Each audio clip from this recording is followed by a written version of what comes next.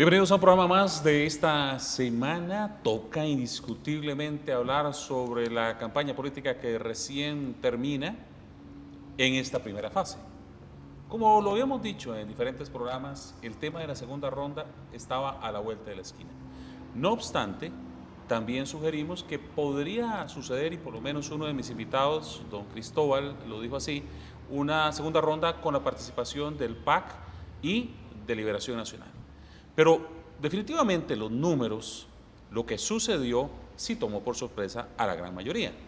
Pensar que el PAC iba a terminar en primer lugar no estaba dentro de los números de todos, sí que podía ser el contrincante del Partido de Liberación Nacional. Así que vamos a hablar de esa realidad, de lo que sucedió, también de lo que debe suceder en los siguientes pasos, que creo que todavía es más trascendental, y en una asamblea legislativa que ya comenzó a abrir fuegos, por lo menos con la participación del Frente Amplio, ¿verdad? Con la señora Mora hablando de una manera muy directa, muy fuerte, ¿verdad? Sobre su línea de pensamiento, lo cual nos dice que el tema de hacer alianzas no va a ser tan fácil. Mis invitados de hoy, Vanessa Calvo, politóloga, bienvenida Vanessa nuevamente, ya es como de la casa, todos ellos son como de la casa. Don José Carlos Chinchilla, un gusto. Gracias por estar acá. Don Cristóbal Montoya. Buenas noches. Y don Pablo Barahona. Hola, un placer. Bueno, vamos a contextualizar, tal vez como siempre lo hemos hecho, un par de minutos para poder descifrar lo que vimos e indiscutiblemente solicitarles que después de un breve análisis de lo que vimos, hablemos de lo que viene, que es que realmente es lo que es importante. Doña Vanessa. Muchas gracias a los compañeros de mesa y a usted, Alan, en marcar la historia en estas elecciones. Recogemos lo que el pueblo soberano ha indicado. El pueblo ha sido claro y creo que mi lectura va más por el electorado que por la parte que ya todos de alguna manera hemos analizado. El elector nos ha dicho en mi lectura que es un elector de centro, que no quiere muchos cambios, que quiere una asamblea legislativa dividida, sí, con las complejidades que usted apuntaba, pero que tal vez logre lo que el elector quiere y es un control político efectivo. En esto debería entonces tomar nota la nueva Asamblea Legislativa, que su función sea menos de legislar y más de control político. Porque lo que sí era cierto es que en esta carrera presidencial, llegase quien llegase, iba a ser muy, muy difícil que tuviera una mayoría absoluta. Eso requiere de la destreza de esa persona que llegue a la presidencia. Por otra parte, el tema de las alianzas que se deben gestar a pesar de tantas acusaciones, tantas heridas que se han abierto en estos últimos meses. Qué difícil cerrar heridas y empezar de cero, por el bien de Costa Rica, pero lo van a tener que hacer. Yo sí soy positiva. Considero, al igual que usted, que existen personas liderando las diferentes fracciones legislativas que en este momento tendrán confrontación y tienen que ser un poquito más beligerantes, pero que conforme ingresen al sistema y por el bien de Costa Rica también tendrán que ponderar sus posiciones personales para ahora sí pensar en el bien del pueblo soberano que fue quien nos puso finalmente ahí. José Carlos. Yo encontré un voto muy razonado, muy crítico, desafectivo fundamentalmente. Eso golpeó un poco a Liberación Nacional. Tal vez gente que ha sido liberacionista durante décadas no se matricularon esta vez con Liberación Nacional. Vimos el surgimiento de un partido alternativo cualitativamente diferente de lo que ha sido las alternativas con posibilidades presidenciales en este país, que se manejan un centro-derecha, centro-izquierda, no, una propuesta de izquierda clara, contundente, con un porcentaje importante de votos, más del 17%. Y por otro lado, un PAC que como el ave fénix sale de las cenizas, de un partido desestructurado, por lo menos a la distancia se veía así, con grandes conflictos internos que fueron superados por el candidato, y de pronto la estructura empezó a funcionar de una manera diferente y lograron convertirse en el atractivo posible para una sociedad que se maneja mucho en el centro izquierda o centro derecha. No le gusta, y en eso coincidimos, grandes desplazamientos. Lo que permitió, para decirlo en pocas palabras, el que nos aboquemos a un balotaje, a una segunda ronda, donde posiblemente la voluntad de cambio, que es lo que mayoritariamente se expresó en estas elecciones, pudiera llegar a la meta de sacar del gobierno al Partido de Liberación Nacional, siempre y cuando, y eso es lo que vamos a hablar después, entiendo, caminen por la ruta correcta y las alianzas correctas. Don Cristóbal, en un estudio informal que usted hizo,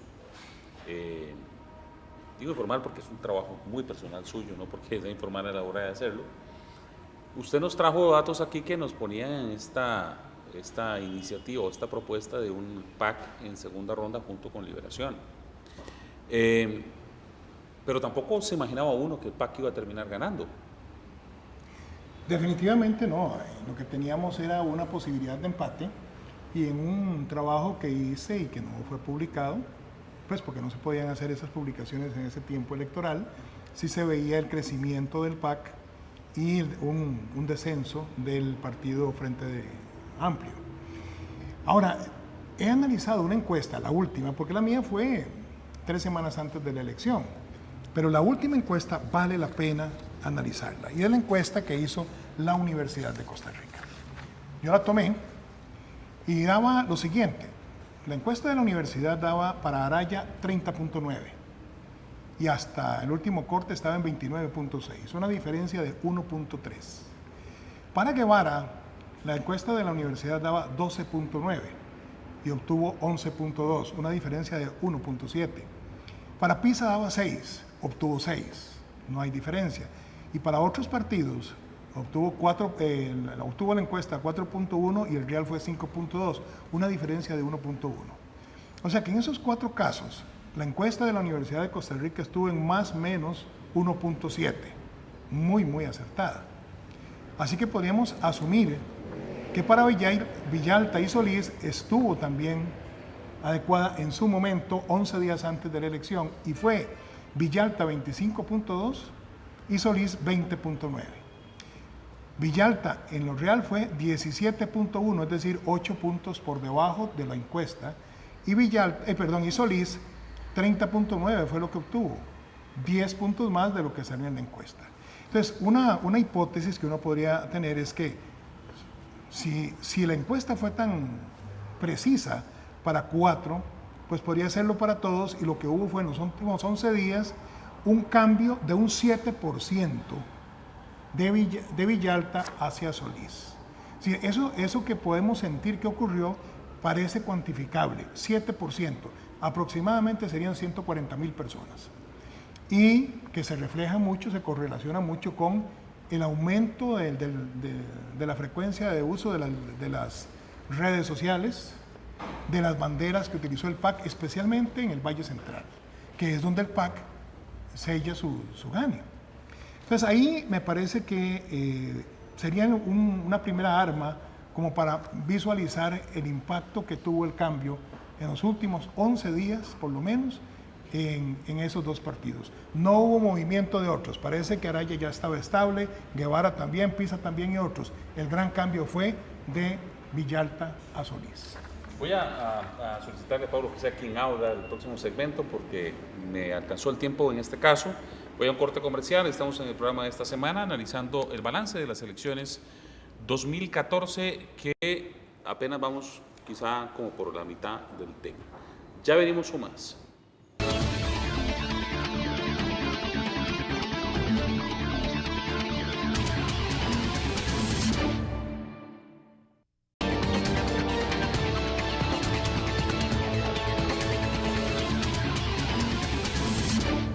No podemos dejar de lado en este tema la valoración de Pablo Barahona para poder dar pie, ahora sí, a un debate, una discusión ya más amplia sobre este balance de lo que han sido las elecciones 2014 hasta el momento.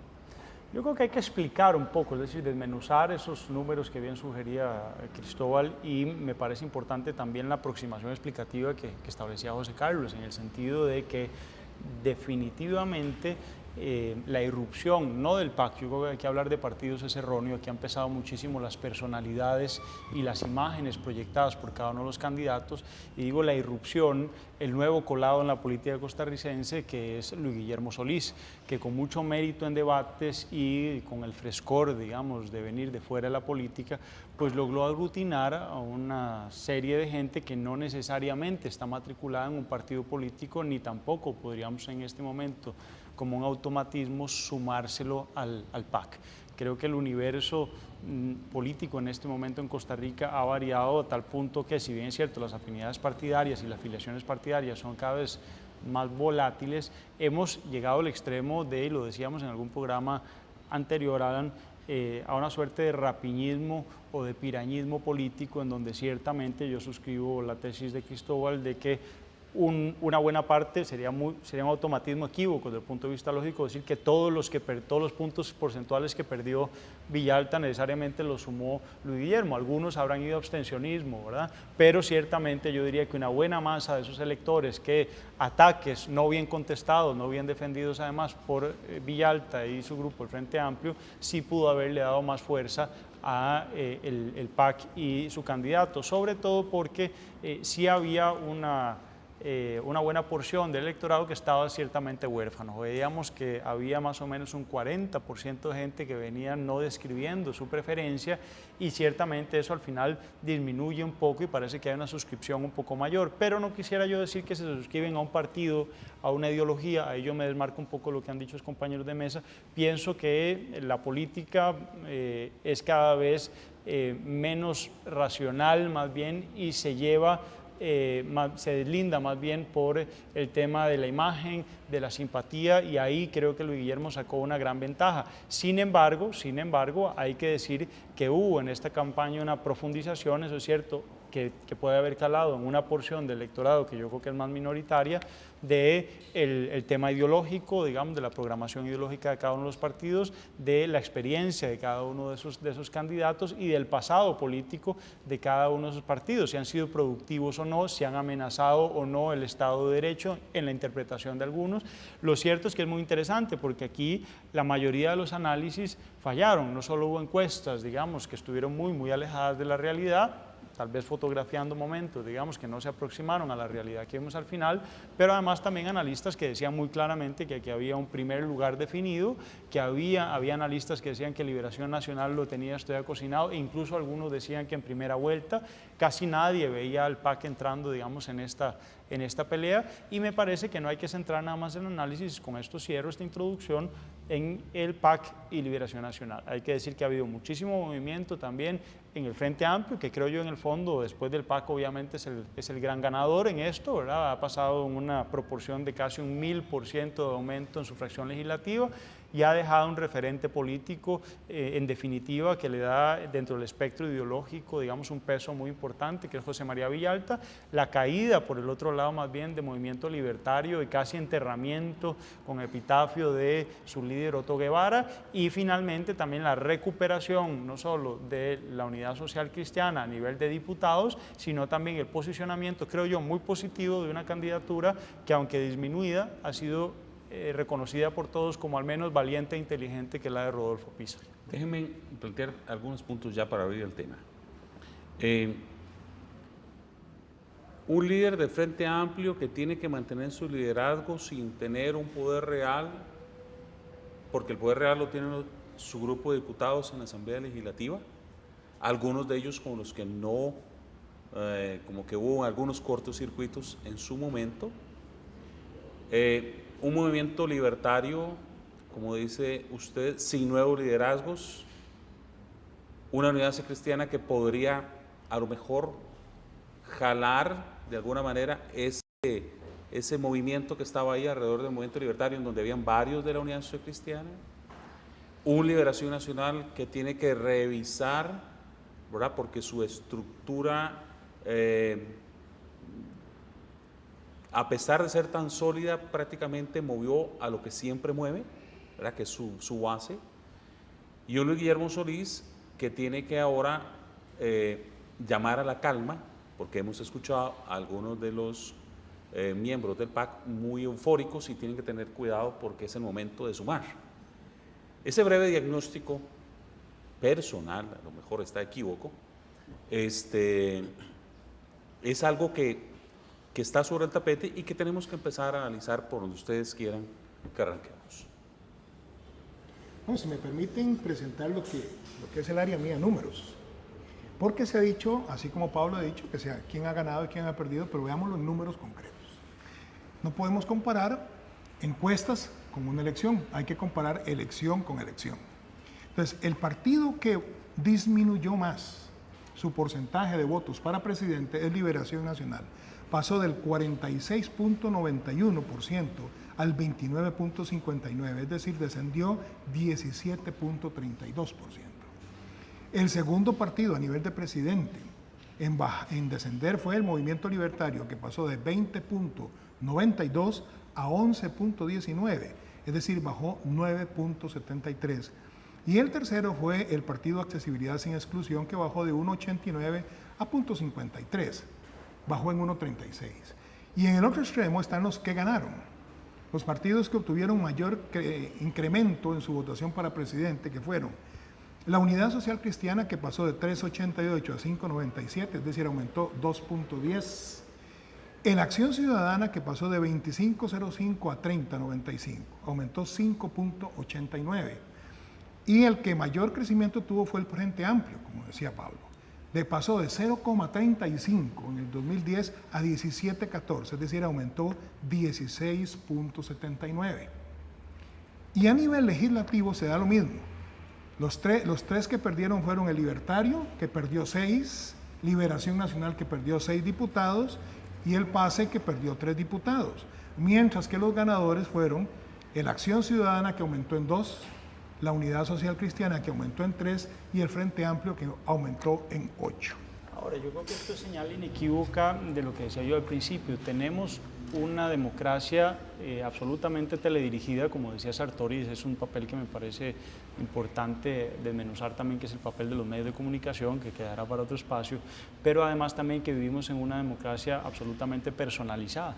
Porque vea usted que el Partido Unidad Social Cristiana, sin embargo, había tenido un crecimiento y hubiera tenido un crecimiento muchísimo mayor, casi con seguridad, si la candidatura del doctor Hernández se hubiera mantenido.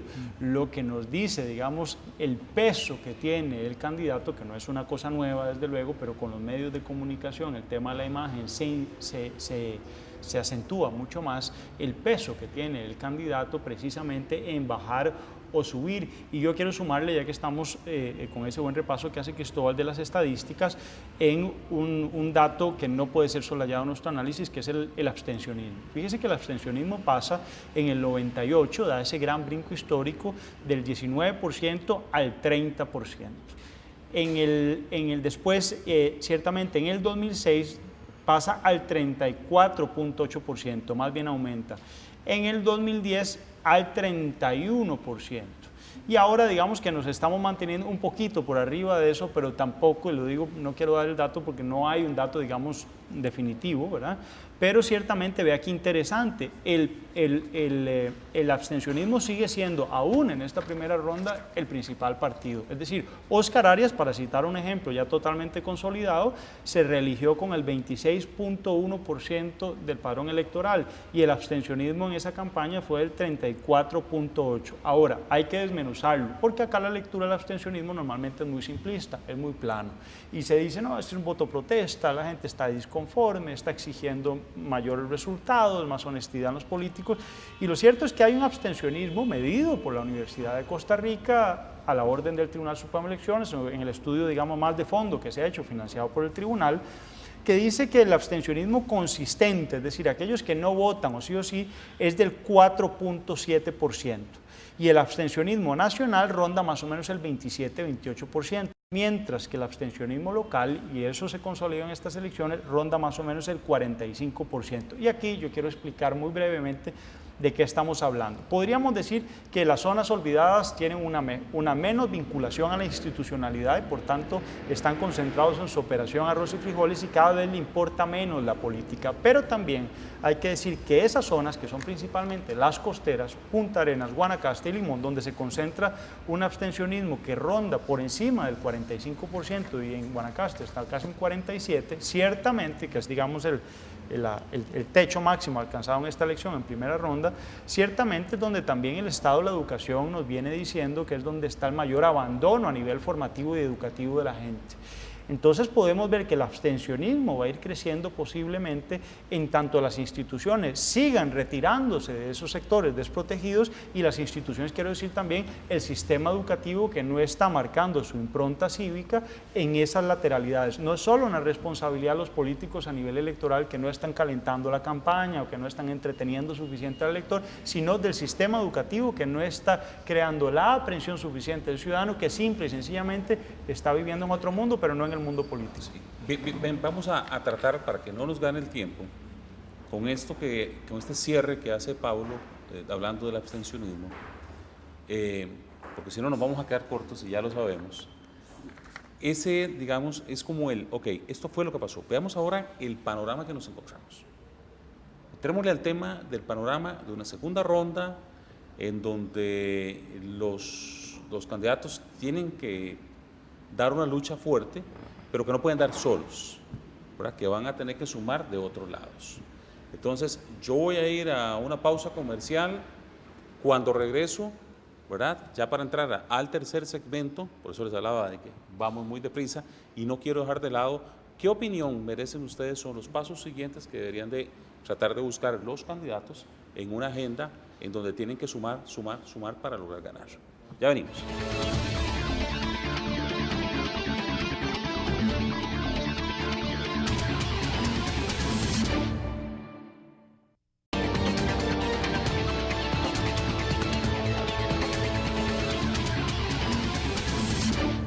Bien, retornamos con el programa de esta semana. Estamos conversando sobre el balance de las elecciones y quisiera coger los últimos dos segmentos para hablar de lo que sigue, de lo que viene.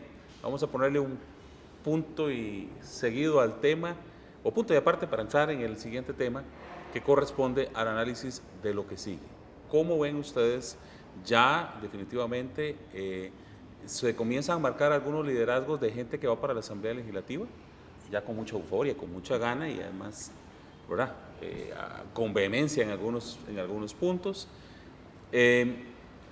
No pueden dejar los candidatos apagar el motor de sus aliados naturales, que son la gente que va a la Asamblea Legislativa, pero que ya ahora no va a correr ni se va a angustiar por su propia candidatura, sino que va a correr por la del candidato.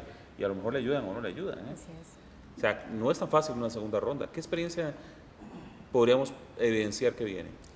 Bueno, a mí me gustaría plantear lo siguiente. Uno es que en segundas rondas siempre aumenta el abstencionismo, hay gente que queda fuera.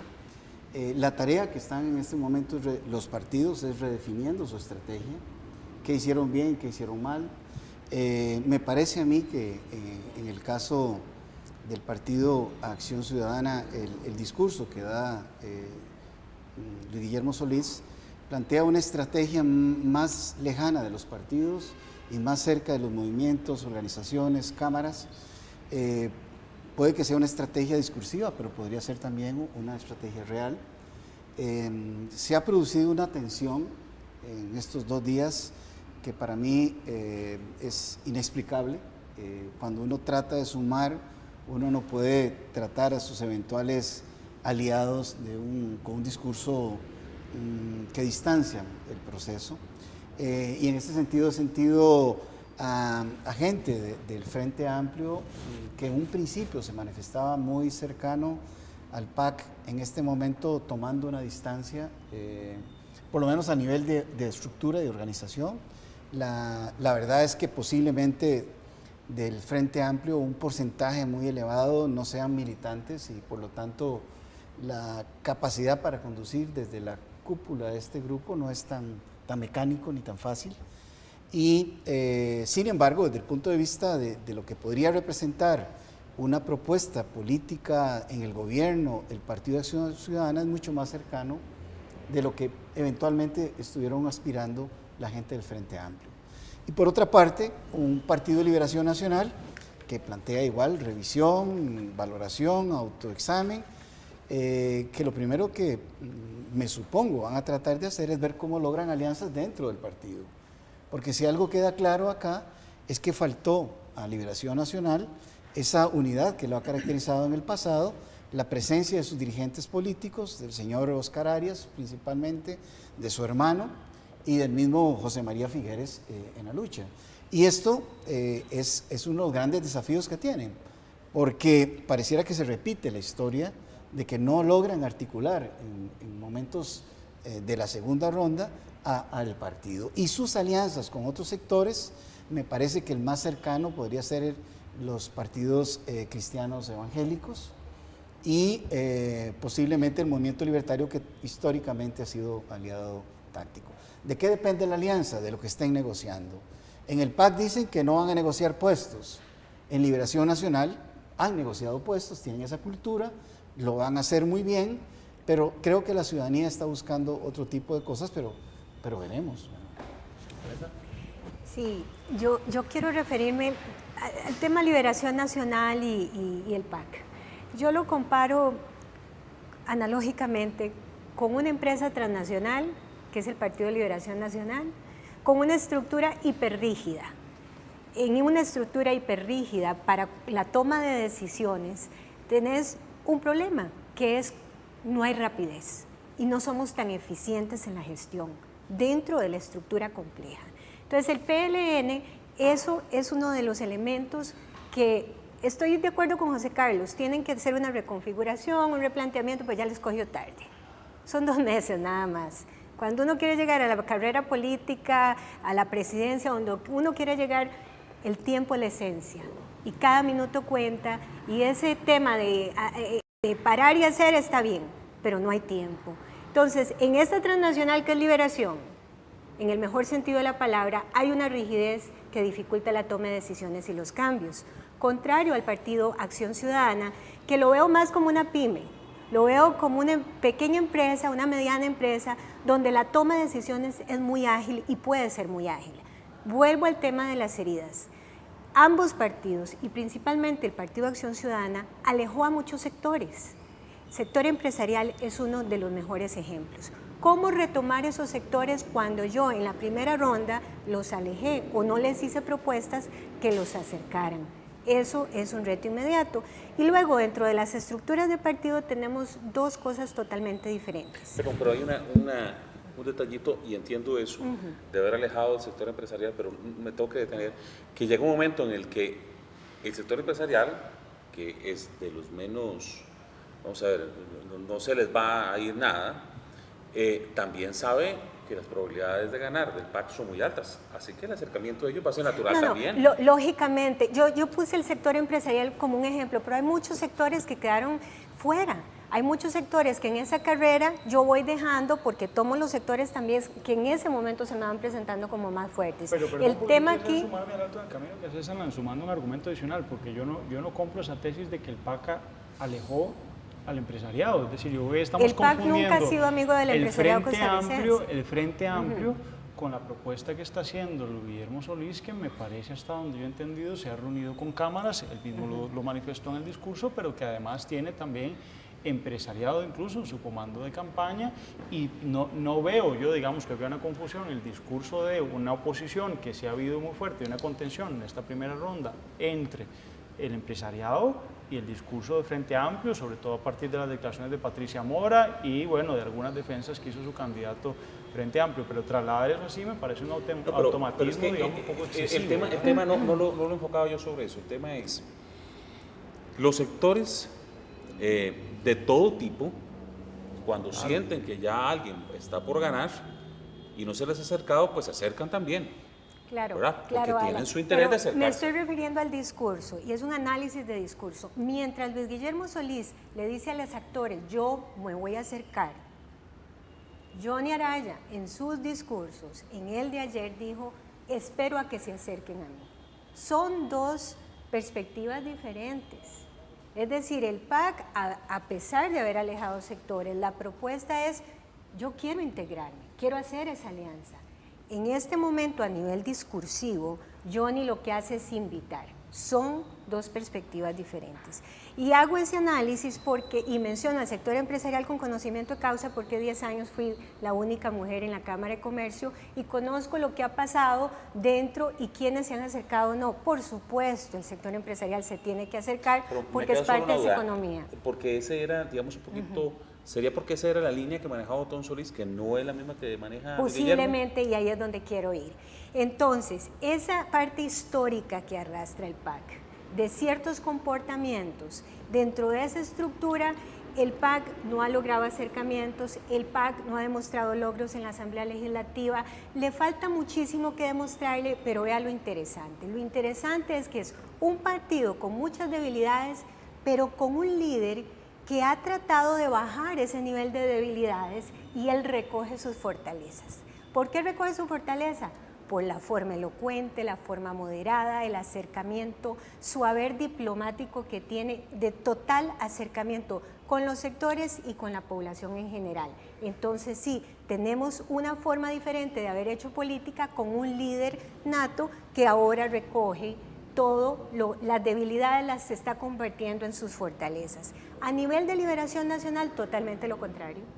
En su rigidez de estructura, tenemos un partido fuerte, que yo siempre he mantenido la posición, que es un partido sumamente fuerte a nivel operativo, pero con un líder que no es fuerte. Es más, el partido está llevando al líder, el PAC, el líder está jalando al partido. Y esas son las dos posiciones que yo veo totalmente diferentes en esta carrera para abril 6. ¿De dónde deben sumar, don Cristóbal, según su análisis? Porque bueno, tiene que ver con números, pero tiene que ver también con afinidades. Sí, porque podemos tomar los números en la Asamblea Legislativa, pero antes de eso quería mencionar un asunto histórico. Es curioso, y los sociólogos podrán explicar eso, por qué Costa Rica cada 30 años tiene un remesón en su clase dirigente. En 1859 derrocaron a don Juan Rafael Mora, y apareció otro grupo, la oligarquía cafetalera. En el 89 el pueblo se levanta contra Bernardo Soto para exigirle respeto a la elección de José Joaquín Rodríguez. En 1919 guerrilleros, Julio Acosta, Rogelio Fernández, Carmen Lira en San José derrocan al dictador Tinoco. En el 48-49 la guerra civil y una nueva constitución. En el 78 un partido chiquitito le gana a los dos grandes, Liberación y la Unificación Nacional, y Rodrigo Carazo llega al poder. Bueno, ya habían pasado 30 años en el 2009 y no ocurría. Pero yo siento que, creo que así lo llama Edgar Espinosa ayer, hubo un terremoto esta vez. ¿Por qué? Porque el que obtuvo mayor número de votos en el Ejecutivo fue un partido que no era ni la Unidad ni Liberación. Y un partido de izquierda llega con muchos diputados y un partido de derecha es reducido a 3 diputados, que era el del Movimiento Libertario. Entonces también hay un terremoto en la parte de la Asamblea Legislativa. Me parece que tal vez si hablamos de péndulo, estábamos demasiado en el lado neoliberal y Costa Rica de un freno a lo neoliberal. Perdón, y ahora avanza un poco. Tengo que meter para que no se me olvide. Don José Carlos, como sociólogo, para esto que acaba de decir, que me interesa mucho don Cristóbal, el tema de que se mete más gente de izquierda y sale y entra un poquito, perdón, se elimina más gente de derecha, entra más gente de izquierda, tendrá que ver con ese dato de que los ricos se están haciendo más ricos y a los pobres no les está llegando. Ahorita hablamos de ese tema. Termine, don Cristóbal. Ok, excelente. Ahora, veamos a ver qué alianzas puede haber. Porque si Costa Rica hace un gobierno si el próximo gobierno es como Laura Chinchilla, donde el primer año en la Asamblea Legislativa fue una alianza con el Movimiento Libertario, en el segundo se unieron nosotros contra Liberación, en el tercero fue con el PACE, en realidad no hubo en la Asamblea Legislativa una posición mayoritaria para impulsar un plan de gobierno. Si vamos a hacer otra cosa así, será peor el próximo gobierno porque Liberación ya no tiene 24, tiene 18 si gana Johnny Araya. Y el PAC tiene 13 diputados. Entonces, es urgente. Con uno independiente, que eso sería otra cosa. Menos, son 11 fracciones, no 9. Sí, correcto. Sí, bueno, sí. Y entonces, ¿qué pasa? Don Guillermo Solís habla de dialogar con sectores, pero los sectores no tienen los diputados. Los partidos tienen los diputados en la Asamblea Legislativa. Entonces queda con quién se puede acercar el PAC, no solo para proyectitos específicos, sino para un plan de gobierno. No va a ser con el Movimiento Libertario, con una ideología diferente. Liberación, que fue con que se va a enfrentar. Le queda el PUSC o el Frente Amplio, porque creo que los partidos unipersonales van a estar más cerca de Liberación Nacional, como tradicionalmente han sido. Entonces, Bueno, queda más o menos. Yo excluiría ahí al Partido Demócrata Cristiana en Cartago, que creo que no necesariamente se matricule, digamos, en Ese la es el tendencia signo de pregunta, sí que lo mayoritaria, pero podría ocurrir también, pues ciertamente Mario Redondo, que es el que salió electo, asesoró al gobierno de los Arias también en gestión política en su momento. Pero yo quisiera elevarme un poco sobre la generalidad de lo que planteaba Vanessa, que me asombra mucho el cambio de discurso, digamos, porque hace apenas una semana estaba diciendo más bien Johnny Araya, fijo primer ganador, además diferente de el presente gobierno, y se refería en términos muy favorables, pero ahora acaba de hablar más bien de Luis Guillermo como un estadista. Solo una semana, y lo único que ha cambiado es el porcentaje, pero siguen siendo lo mismo, sigue siendo el mismo partido. Pero elevándome sobre esa generalidad, a mí me parece importante que no hay que soslayar en tu pregunta, ¿qué es lo que sigue? Bueno, lo que sigue me parece a mí que es primero un diagnóstico muy realista, y que es lo que me preocupa, ahora lo decía muy bien, me preocupa mucho, en esta oportunidad que por fin tiene el PAC de empezar a celebrar alguna victoria, ¿verdad? Lo digo en términos como demócrata, sobre todo, partiendo de que el espectro se ha enriquecido muchísimo. Es decir, ahora que veíamos los colores de los ascensos y desascensos de los partidos, lo que más me gusta es ver tantos colores, ¿verdad? Que el PAC no sea lo suficientemente realista, y ya ha visto algunas campanas al viento de algunos de los líderes que acompañan a Luis Guillermo Solís, no así de Luis Guillermo, que me parece que podrían pecar de soberbia y podrían enviarle un mensaje equívoco al electorado, suponiendo que la hombrada la han hecho solo por méritos propios y no por elementos circunstanciales como la caída de Villalta, porque recordemos, el mensaje de que se puede irrumpir en política desde un partido que no sea ni la Unidad ni Liberación con vocación de poder, no la hizo el PAC en esta campaña, la hizo el Frente Amplio. Es decir, el que realmente retó el poder en esta campaña, salvo las últimas 3 semanas de Liberación Nacional, fue el Frente Amplio, no fue el PAC. Ciertamente eso volcó la atención del electorado, decir, bueno, podría ser con alguien que no nos interesa mucho su estructura, no nos interesa mucho su equipo, pero nos resulta atractivo, por las razones que sean. Después, por distintas razones también, y parte de la dinámica dialéctica de los debates y de la discusión y el papel de los medios de comunicación, al sacarle esa radiografía a los candidatos, porque claro, no es lo mismo estar muy abajo y ser un solo diputado que de pronto tener todos los focos encima y que lo examinen, que fue lo que le pasó un poco a Villalta sin mucho poder de reacción.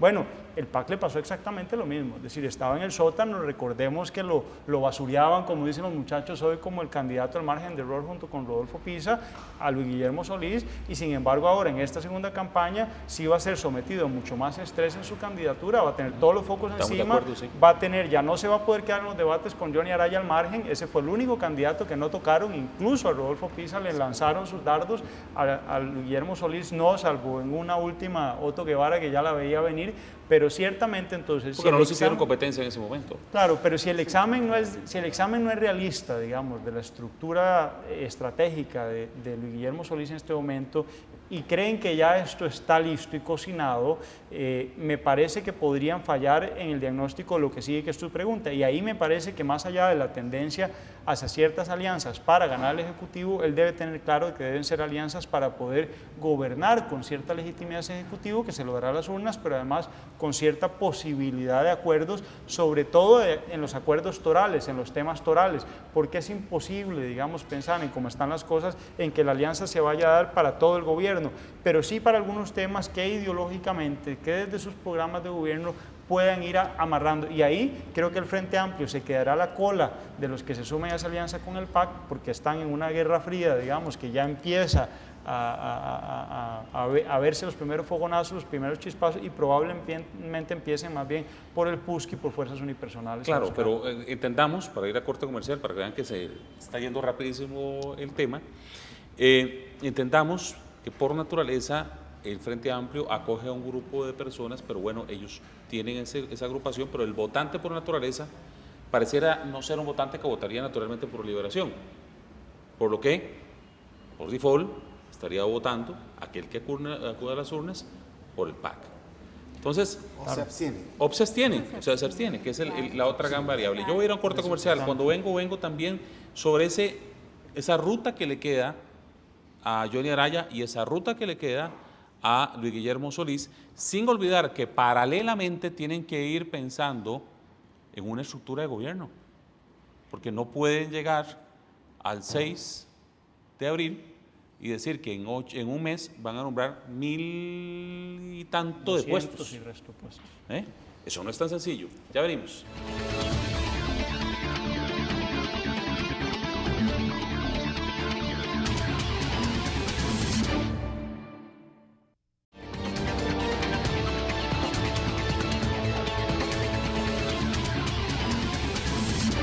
Entonces, ¿en qué se convierte el PUSC? En la niña bonita del Parlamento. La necesitan cualquiera de los dos grupos. Grupos que, permítanme anotar algo. Si ustedes suman lo que sacó, lo que sacó Villalta y lo que sacó el PAC, da 48, más 1,5 de Corrales, 49,5. O sea, repetimos la estructura del TLC, 51,5, 49,5. Con este análisis de don Cristóbal hemos arrancado, porque en el corte comercial... Perdón. No, eso no hay problema. Pasamos del corte comercial directo al análisis de don Cristóbal, que nos pone la otra etapa de esta estructura, que es el tema de las otras alianzas que le quedan básicamente a Liberación Nacional, y en donde es correcto, la Unidad Social Cristiana se vuelve en la niña bonita a conquistar. No obstante, viene el otro proceso, que es cuáles temas, y quien vaya a gobernar tiene que sentarse a decir, bueno, ¿con cuáles temas puedo lograr hegemonía en la Asamblea Legislativa? Y no desgastarse con los temas en los que no va a poder arrancar. Pero, Alan, a mí me da la impresión que en este momento los partidos están pensando en los votos. Si lo ideal sería lo que estabas planteando, Pablo, pero creo que están más preocupados por la inmediatez de ganar y llegar, y después arreglarán las cosas, o las terminarán de desarreglar. Esperemos, la ciudadanía espera que se arreglen las cosas. Y este voto, digamos, para contestar un poco lo que hemos apuntado, es que la gente está, un sector muy importante, está muy claro de que no se puede seguir viviendo así como hemos estado. Y me refiero a una gran diversidad, desde los que trabajan en moto, enviando mensaje, hasta la gente que tiene la pulpería, el que le cuesta pagar la luz, en fin, dije detalles, pero que nos están viendo saben muy bien de qué estamos hablando. Bueno, ese voto se hizo presente ahora. Y ahora ese mismo voto no va a quedarse al margen. Es decir, yo creo que ese voto va a tratar de escoger quién le ofrece algo para mejorar su calidad de vida. No están pensando tanto en la planificación del Estado costarricense, no están pensando tanto en las ideologías, aunque las ideologías pesan, la religiosa y la política, pero la gente, creo yo, que votó esta vez va a volver a votar, porque la mayoría votó esperanzados de que efectivamente, creo yo, se dé un cambio. Ahora hay dos cambios, el cambio de partido de gobierno, y dice Liberación que tiene una propuesta de cambio. Hasta el momento está difícil aceptarlo, ¿verdad? Pero podría ser, en política todo es posible. Lo que pasa, José, que esa es una lectura igual, digamos, un poco romántica, o proyectando igual que llamaba la atención sobre la afirmación anterior que yo hacía, sobre si irá a ir o no a votar el elector, porque yo sí pienso que probablemente, salvo que caliente muchísimo la campaña, sí va a haber más abstencionismo, por una razón muy sencilla. No está toda la estructura para jalar candidatos a diputados, que es la que mueve, digamos, la estructura. Antes eran municipalidades, ahora incluso hay que recortar los diputados, no está el mismo financiamiento, ¿verdad? Y además hay un núcleo muy duro del Frente Amplio que no va a votar ni por uno ni por otro, que ha quedado muy resentido, que está acusando al PAC de que ciertamente es un partido de Judas y afirmaciones, digamos, muy serias que están ahí ya dadas, tanto así que en su discurso de derrota dice José María Villalta, quedó la derecha honesta y la deshonesta, que parece que es una afirmación excesiva, digamos, y muy poco elocuente, por cierto. ¿Han sido excesivos los discursos que han estado lanzando el Frente Amplio? Bueno, pienso yo que es muy conectado con la dificultad que se tiene normalmente para mantener una coherencia, digamos, uniforme en las izquierdas. Normalmente las izquierdas son muy difíciles para trabajar, normalmente caminan sobre la base del roce, de la dialéctica permanente, y eso no siempre tiene resultados en términos de concreción, sino que dificulta más bien muchas veces las posibilidades de gobierno y lo que está esperando la gente, que estoy de acuerdo, que es que se resuelvan los problemas, sobre todo los problemas estructurales de nuestro país, que no son nuevos, son de mucho tiempo. Va a haber menos financiamiento también en esta pequeña campañita que tenemos de 2 meses. Eso va a hacer también que probablemente haya menos gente atenta. Y en el financiamiento para Liberación el margen se redujo montones. Sí, el PAC tiene un poquito más de... relativo, Y hay sí. que decir, por eso sí que el enfoque del PAC debe ser muy realista, porque ciertamente si no ven estas cosas venir, entre más abstencionistas, el Liberación tiene más capacidad y más posibilidades también de distanciarse. Porque tiene, como dijo Vanessa, más músculo estructural para manejar. Y en el fondo tenemos un empate técnico, es decir, tenemos una diferencia un poquito más de un punto. Vamos a ver, no es empate, pero es muy fácil, digamos, eso en una encuesta sería un margen de error. Claro que esto no es una encuesta, es la urna. Y finalmente, entonces, agregar que esto podría ser que en esa periferia, que tradicionalmente es muy liberacionista, Punta Arenas, Guanacaste y Limón, mucha gente que no asistió a votar porque pensaba, un poco como lo decía Vanessa hace una semana, que Johnny Araya estaba sobrado y que se la ganaba en primera ronda. Bueno, ciertamente en esta segunda ronda ya ahora sí venga y diga, no, eso no lo puedo permitir. Otros que se sientan amenazados por el PAC le metan recursos a Liberación Nacional. Hoy escuché decir a Antonio Álvarez de Santi que ellos no ven problema de financiamiento, que eso lo tienen completamente resuelto, que los recursos van a llegar, y yo creo que eso va un poco por también meter miedo. Ahora, Liberación, con esto cierro, tiene que reescribir completamente su librillo de campaña, porque no les va a servir con el PAC asustar con el miedo como hicieron con Frente Amplio, tampoco la inexperiencia, y difícilmente les sirva el argumento de la falta de equipo. Entonces yo no sé muy bien cómo la contención entre los partidos se van a dar, porque creo que el PAC sí tiene claro cuáles van a ser sus argumentos contra Liberación, sus argumentos pro ellos mismos, pro el PAC, pero difícilmente Liberación, digamos, va a tener un discurso que va a poder calar muy seriamente el electorado, porque el discurso de cambio lo está reconociendo Johnny Araya en la conferencia, en el discurso que hizo en la conferencia de prensa, el que estamos cambiando y tenemos ánimo de cambio ya para un tercer gobierno seguido, parece que no se lo están creyendo y se lo están un mes. Me quedan solo 2 minutos, así que asumo el planteamiento de Pablo como su cierre, ¿verdad? Don Cristóbal, ¿tiene algo más que agregar? Yo diría que en esta campaña tienen que darse cuenta, principalmente el Partido Liberación Nacional, que la época del matonismo electoral se acabó y que le dio muy mal resultado. Yo vi esta campaña donde había como en un ring 5 luchadores, un chiquito y 2 matones grandotes dándole y 2 a los lados. Y el pueblo le culpó a los 2 matones, a los que hicieron bullying, ese matonismo. También le reclamaron al luchador joven que no se supo defender, pero le premiaron a los 2 que estaban viendo y que no fueron así violentos. Entonces, que esta campaña sea de altura, por María Santísima, el Costa Rica no se merece esos papelones que hicieron, especialmente Araya y Guevara, en algunos de los debates. Totalmente de acuerdo. Vanessa. Yo quiero referirme a la parte operativa estructural, porque para mí es fascinante y es lo que va a determinar el gane o la pérdida el abril 6. Miren, Liberación no se puede olvidar, y el PAC también, de que el segundo que ganó las elecciones en Limón, Guanacaste y Punta Arenas fue el Frente Amplio. Por más que Liberación reclame esos territorios, como si fuera el colonialismo, aquí lo que sucedió fue que el Frente Amplio quedó de segundo.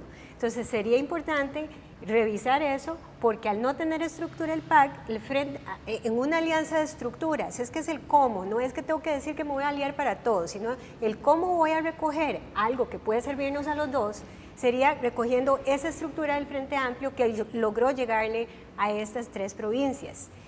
Y en el caso de Liberación, sería importante retomar el tema del líder. Es que aquí, por más que ha tratado Johnny Araya, no ha sido el líder del partido. Entonces, no hablar del continuismo, decir voy a hacer un cambio para ahora perfilarme como un líder, yo lo veo bastante difícil en este abril 6. Pero sí, lo que es cierto es que las alianzas vienen. Otra cosa que puede hacer el PAC: no tenemos estructura. ¿Quién tiene la estructura complementaria con el enemigo contrincante natural del Partido de Liberación Nacional? El Partido de Unidad Social Cristiana, que nos ha probado que está ahí para quedarse. Que yo creo que por ahí sería la fórmula de decantar en primera instancia, ¿verdad? Que es, como lo dijo Pablo, lo dijo Vanessa, y estuvieron de acuerdo, que es como el primer paso a dar con la Unidad Social Cristiana. José Carlos. Si Liberación Nacional no logra articular todas sus fuerzas, incluyendo los expresidentes, no va a tener ninguna posibilidad de ganar.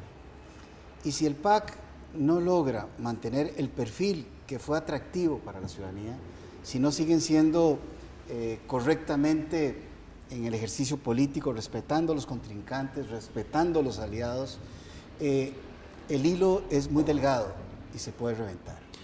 Sí. Yo me quiero quedar con una palabra también que dijo José Carlos. El pueblo, por su naturaleza, está esperando que se solucionen las cosas que están cerca a su piel.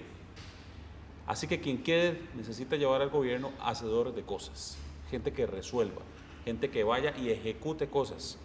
Y sería muy peligroso que la gente llegue a filosofar o a pensar o a, no sé, a desgastarse, desgastarse en el eterno diagnóstico de este país, cuando ya no hay mucho que diagnosticar, hay que hacer. Y creo que ambos van a tener que hacer un trabajo colateral. Yo sé que tienen que ir por los votos, pero no estoy tan claro de que no tengan que ir construyendo también paralelamente y contratar y buscar gente que resuelva. Gracias a mis compañeros de mesa del día de hoy. Como siempre, que Dios bendiga los hogares de todas y cada una de las personas que habitamos este precioso país.